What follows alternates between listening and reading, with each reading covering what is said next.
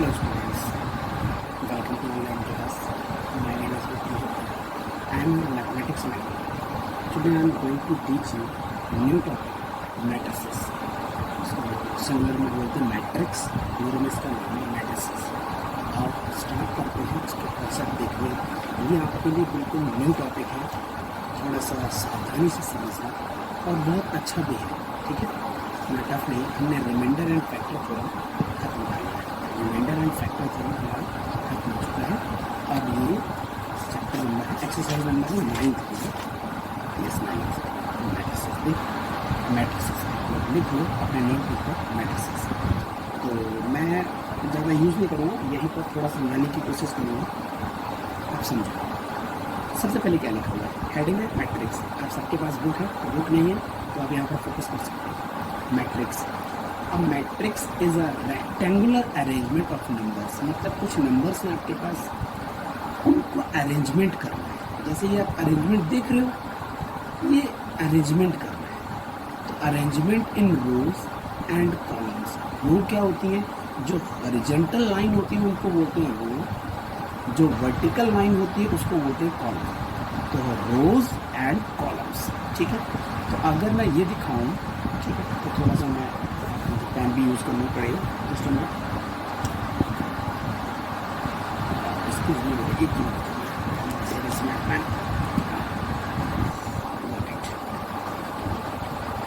सबसे पहले मैंने क्या बोला, अब रोज और कॉलम के बारे में बात हो रही थी. तो टॉपिक आपका स्टार्ट हुआ है आज मैट्रिसेस.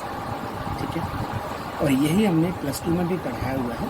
बट कोई बात नहीं, आपका तो छोटा है, बेसिक लेवल है, तो आप यहीं पर समझ लें. तो मैट्रिसेस में आपका क्लास आपकी 10th है. 10th क्लास के लिए हम लोग पढ़ रहे हैं मैट्रिसेस. तो मैंने नॉर्मली एक ऑर्डर लिखना चाहा. क्या चीज़ें मैं बोल रहा हूँ धीरे धीरे समझ में आएंगी. इसमें सपोज मैंने A, B और C 1 2 3 इन एलिमेंट्स को, इन नंबर्स को अरेंज करना है. ठीक है, तो ये रेक्टेंगुलर अरेंजमेंट है. ये देखो एक छोटा सा रेक्टेंगल नज़र आ रहा है आपका, ये भी एक रेक्टेंगल ही नज़र आएगा. देखो 1 2 3 4, ये भी एक रेक्टेंगल है जो स्क्वायर की शेप में. No problem. रेक्टेंगल दो टाइप के होते हैं, या तो रेक्टेंगल का फिर लेंथ और ब्रेड्थ में वेरिएशन मिलेगा, या दोनों इक्वल होंगे. अगर इक्वल होंगे तो वो स्क्वायर हो जाएगा. ठीक है, तो स्क्वायर की शेप है, ये रेक्टेंगल है. तो रेक्टेंगल हम दोनों बोलेंगे, ये मेन इनकी कैटेगरी रेक्टेंगल की है. ठीक है, तो एक ऐसी मैट्रिक्स है ये जिसमें हम लोगों ने क्या किया, अरेंजमेंट किया है नंबर्स का. कुछ रो है और कुछ कॉलम है, तो इसको बोलते हैं रो नंबर 1 और रो नंबर 2. ठीक है, तो इसको मैं कह सकता हूँ R1 और इसको कहता हूँ R2. ये रो फर्स्ट है, ये रो सेकेंड है. और ये क्या होती है, इसको बोलते हैं हम लोग कॉलम. तो कॉलम नंबर 1 है और ये आपकी कॉलम नंबर 2 है. ठीक है, तो कॉलम पता चल रहा है आपको, रो पता चल रहा है. अब इसका ऑर्डर कैसे डिसाइड करते कि किस ऑर्डर की मैट्रिक्स है. तो इसमें रो कितनी है, ये है मेरी फर्स्ट रो, ये है मेरी सेकेंड रो. तो यहाँ पर 2 रो हैं और जो ऑर्डर होता है वो यहाँ लिखते हैं. तो 2 रो हैं तो पहले लिखेंगे रो. कॉलम कितने हैं, 1 2 3, देयर आर 3 कॉलम्स. तो यहाँ पर लिखेंगे 3. इसको याद कैसे रखना है कि पहले क्या लिखना है, R इंटू C. अब जो बॉयज़ हैं, ये बॉयज़ RC बहुत अच्छे से जानते हैं क्योंकि इनके पास बाइक होती है, कार है, तो RC होती है. तो गर्ल्स आप लोग भी समझ गए होंगे क्योंकि काफ़ी स्मार्ट गर्ल्स हमारे पास हैं, तो वो भी सब समझते हैं RC क्या होता है. तो बाइक और कार हमारे पास इनकी सबकी RC होती है ना. पेपर होता है जो गवर्नमेंट देखती है कि पुलिस वाले कहीं भी चेकिंग करते हैं नाके पर, तो वो चेक करते हैं. तो RC होती है. तो हम लोग हमेशा ऐसे याद रखेंगे, RC, R मतलब रो, C मतलब कॉलम. तो रो कितनी है, 2, कॉलम कितने हैं, 3. हो गया. अब यहाँ पर ये जो ऑर्डर लिखा था मैंने, ये 2/2 का है. कैसे पता चला, क्योंकि यहाँ पर मैंने लिखा 1 2 3 4. तो यहाँ पर 2 रो है और 2 ही कॉलम है, तो ये 2/2 हो गया. तो आपको पता चल रहा है कि हम लोग ऑर्डर कैसे लिखते हैं. ठीक है, तो यहाँ लिखा था ऑर्डर ऑफ अ मैट्रिक्स. तो मैंने अच्छे से समझा दिया कि ऑर्डर कैसे लिखते हैं, फर्स्ट रो सेकेंड रो, वो सब कॉलम वगैरह है, ऑर्डर हो गया. अब हम आगे बात करते हैं elements of a matrix. Elements of a matrix क्या होती है, जो आपने नंबर्स का अरेंजमेंट किया है उन्हीं को बोलते हैं एलिमेंट्स. ठीक है, तो ये मेरे पास यहाँ पर 4 एलिमेंट हैं, तो इसको क्या बोलेंगे, सिंगल को एलिमेंट बोलते हैं. ठीक है। ये आप केमिस्ट्री से भी याद कर सकते हो, जो केमिस्ट्री की जो टेबल होती है उसमें पर्टिकुलर अगर एक की बात करते हो तो वो सिंगल एलिमेंट होता है ना, तो वो सब चीज़ें आप समझ गए होंगे। तो ये एलिमेंट हो गया, तो ये वाली बात भी ठीक हो गई है, एलिमेंट्स ऑफ अ मैट्रिक्स आप समझ गए। हाँ, कितने एलिमेंट्स आए हैं इसमें हम ये भी पता कर सकते हैं। अगर मुझे ऑर्डर पता है, उनकी मल्टीप्लाई कर दो तो 2 2 4, तो यहाँ पर 4 एलिमेंट्स होंगे, दिख भी रहा है। और इसका ऑर्डर है 2 × 3, तो 2 3 6 होता है, तो यहाँ पर 6 एलिमेंट्स होंगे, आप चेक कर सकते हो। यस, करेक्ट है। मतलब नंबर ऑफ टोटल एलिमेंट्स अगर फाइंड करना है तो सिर्फ ऑर्डर में जो गिवन है उनकी मल्टीप्लाई कर दो, आपके पास नंबर ऑफ एलिमेंट्स आ जाएंगे। अब हम लोग और आगे बढ़ते हैं। ठीक है, यहाँ तो बिल्कुल फालतू की बातें हैं, रो और कॉलम के ऑर्डर दिखाने की कोशिश कर रहा है, वो हम धीरे धीरे एक्सप्लेन करेंगे। अच्छा, मैं समझा देता हूँ। सपोज कोई मेरे से कहता है कि एक मैट्रिक्स है मेरे पास जिसमें 6 एलिमेंट्स हैं, 6 एलिमेंट्स हैं। अब कोई मैट्रिक्स है उसमें 6 एलिमेंट्स हैं, वो कहता है कि क्या इससे एक ही मैट्रिक्स बन सकती है या कई सारी मैट्रिक्स बन सकती है। हम लोग चेक कर लेते हैं कितनी सारी मैट्रिक्स बन सकती है। तो 6 आंसर दो चीज़ों का प्रोडक्ट करके कब कब आ सकता है। अगर मैं 1 की मल्टीप्लाई 6 में करूँगा तब भी 6 आएगा, इसका मतलब इसका ऑर्डर ये भी हो सकता है। अगर मैं 2 की मल्टीप्लाई 3 के साथ करूँगा तब भी 6 आएगा, इसका मतलब ये भी ऑर्डर हो सकता है। 3 की मल्टीप्लाई 2 के साथ करूँगा तब भी 6 आएगा, और फिर से मुझे 6 की मल्टीप्लाई 1 के साथ करनी होगी तब भी मेरे पास यही आएगा। तो मतलब मैं 6 एलिमेंट्स का 4 तरीके से मैट्रिक्स बना सकता हूँ, जिसमें सिंगल रो 6 कॉलम। मतलब ये मैट्रिक्स इस टाइप की जाएगी 1 2 3 4 5 6, सिंगल रो है और 6 एक कॉलम है। और ये मैट्रिक्स कैसे जाएगी देखिए, 2 और 3 के साथ है, 1 2 3 4 5 6, एलिमेंट्स तो 6 हैं, पर यहाँ पर कितने हैं, 2 रोज हैं, कॉलम कितने हैं, 3 है, दिख रहा है। यहाँ पे 3 और 2 है, तो मैं 3 रो बना दूँ और 2 कॉलम बना दूँगा। आप समझ गए, 6 1 है, तो इसको मैं सीधा सा ट्रांसफर करके इधर ऐसे लिख दूँगा। तो आपसे बता होंगे कि यहाँ पर मैं क्या समझाने की कोशिश कर रहा हूँ। अब हमारे पास आता है टाइप्स ऑफ मैट्रिक्स, इसको हम थोड़ा सा ध्यान से पढ़ेंगे। टाइप्स ऑफ मैट्रिक्स क्या लिखा है, तो सबसे पहले लिखा है रो मैट्रिक्स। तो a matrix which has only 1 row is called a row matrix. Simple सी बात है, रो मैट्रिक्स तभी बोली जाएगी जब सिंगल रो होगी। कॉलम तो कितने भी हो सकते हैं, रो सिंगल हो तो सिंगल रो मैट्रिक्स कहते हैं। कॉलम सिंगल कॉलम हो तो कॉलम मैट्रिक्स कहते हैं। स्क्वायर मैट्रिक्स में क्या होगा, जितने रो होंगे उतने ही कॉलम होने चाहिए, तो स्क्वायर मैट्रिक्स होगी। जैसे इसका ऑर्डर है 2/2, तो 3/3 की भी हो सकती है। तो जैसे इसका ऑर्डर कितना है 3/3, क्योंकि यहाँ पर 3 रोज हैं और 3 कॉलम्स हैं, तो ये स्क्वायर मैट्रिक्स है। अब रेक्टेंगुलर मैट्रिक्स क्या है, अब इर्रेगुलर शेप, जिसमें क्या रोज और कॉलम आपस में इक्वल ना हो, तो इसको पर्टिकुलरली नाम दे दिया रेक्टेंगुलर मैट्रिक्स। ठीक है, आप स्टार्टिंग की डेफिनेशन से कंफ्यूज नहीं हो। जीरो मैट्रिक्स और नल मैट्रिक्स और वॉइड मैट्रिक्स तीनों एक ही है। तो इनका क्या होता है, सारे एलिमेंट्स किसी भी मैट्रिक्स, चाहे वो रो मैट्रिक्स हो, चाहे वो कॉलम हो, चाहे वो हॉरिजॉन्टल हो, वर्टिकल हो, व्हाटएवर कुछ भी हो, ठीक है, सारे एलिमेंट्स अगर जीरो होते हैं उसको बोलते हैं नल मैट्रिक्स। ठीक है, अब इंपॉर्टेंट बात आती है, डायगोनल मैट्रिक्स क्या होती है। सारे एलिमेंट्स जीरो पर एक लीडिंग डायगोनल होता है, जिसको प्रिंसिपल डायगोनल भी बोलते हैं, और वो होता है इस टाइप का। मेरी फिंगर आप देखें, इस टाइप का। ठीक है, देखो ये आपके पास एक मैट्रिक्स है, और एक बार याद रखना, जो डायगोनल मैट्रिक्स है हमेशा स्क्वायर मैट्रिक्स में देखी जाती है, ये भी याद रखना। तो a square matrix which has all elements zero, each except, क्या लिखा है, एक्सपेक्ट लिखा है, ठीक है, except sorry, those on the leading on और principal diagonal is called a diagonal matrix.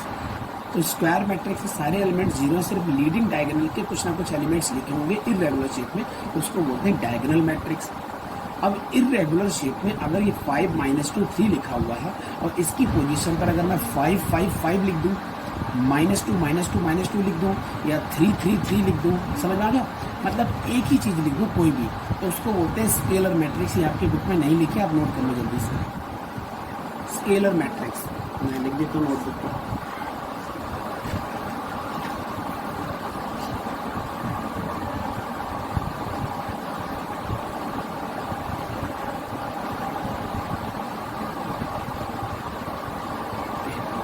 तो स्क्वायर मैट्रिक्स हम लोग पहले लिख रहे थे, तो मैंने लिख दिया यहाँ पर 5, ये भी 5 और ये भी 5, बाकी सारे एलिमेंट्स आपके जीरो। ठीक है, तो आपने क्या देखा, ये 3/3 का ऑर्डर है, बाकी सारे एलिमेंट 0 है। लीडिंग जो डायगोनल है इसमें एलिमेंट्स आपके पास 5 है। इससे मुझे ये पता चला कि इसका नाम है स्केलर मैट्रिक्स। स्केलर मैट्रिक्स, ठीक है। तो ये इंपॉर्टेंट कंडीशन थी आपकी। तो डायगोनल आपको पता चल गया, कुछ भी हो सकता है। अगर एक ही चीज़ है जैसे कि 5 5 5 तो वो स्केलर मैट्रिक्स बन जाएगा। अब एक और इम्पॉर्टेंट बात, यूनिट और आइडेंटिटी मैट्रिक्स अगर है मेरे पास, यूनिट और आइडेंटिटी मैट्रिक्स है मेरे पास और वहाँ पर सभी में 1 1 है, तो वो कहलाती है आइडेंटिटी मैट्रिक्स, ठीक है। तो स्केलर मैट्रिक्स जो मेरे पास पढ़ रहे थे हम लोग, वहाँ पर 5 5 5 लिखा है, सारे एलिमेंट्स अगर 1 हो जाएं तो वो मेरे पास क्या कहलाती है, आइडेंटिटी मैट्रिक्स। इसका नाम है आइडेंटिटी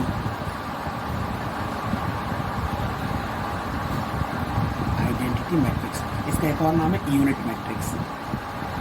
यूनिट मैट्रिक्स, इसका एक और नाम है यूनिट मैट्रिक्स, ठीक है स्टूडेंट्स। अब हम लोग यहाँ तक हम लोगों ने कवर कर लिया है, ठीक है। फिर से कुछ और बातें लिखेंगे। Transpose of a matrix. तो ट्रांसपोज ऑफ मैट्रिक्स क्या होता है वो भी हम देख लेते हैं। तो ट्रांसपोज का क्या मीनिंग है?